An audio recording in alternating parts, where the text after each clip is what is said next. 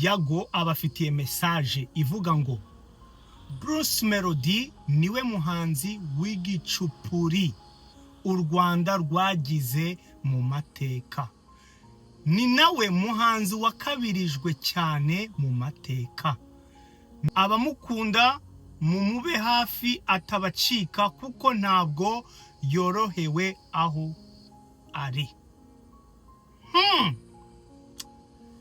Guys, wowe Yago muremeranya kuri aya magambo yuko Bruce Melodie ari we muhanzi w'igicupuri u Rwanda rwagize, ko ari we muhanzi wa kabirijwe cyane mu mateka?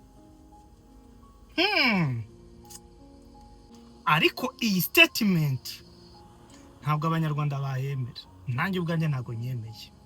Reka mbabwize ukuri, Bruce Melodie ari imwe mu bahanzi b'igihugu cy'u Rwanda beza umuziki nyarwanda utazigera wibagirwa mu mateka y'u Rwanda. Full stop. Ubundi hari ikindi kintu buriya naje no gusanga abantu bari weak, hari psychology y'abantu bari weak.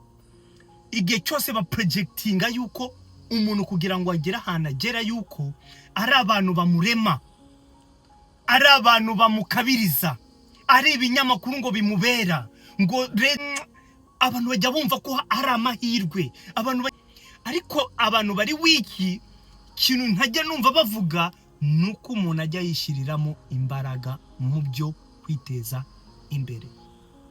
Nukuvuga ngo Bruce Melodie yarabikoreye, Bruce Melodie yarabiharaniye, Bruce Melodie yabibiriye icyuya.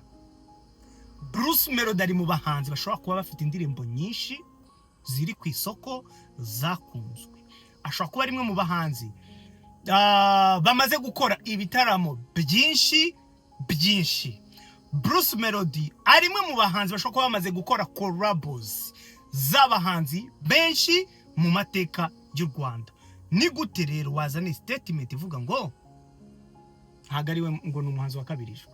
Icyo kora ndi bukwemerere wowe nawe ushobora kuba mufitanye ikibazo. Yes, of course, cyo kirumvikana. Noneho ujya mu gikoni uzana indi propaganda ya hatari, nunabishaka umbwire ngenda gufasha. Umuntu wita Dumba yagufasha, turicara tugukorere propaganda. Nuyizana kuri internet abantu bose batabamwanga. It's all about the political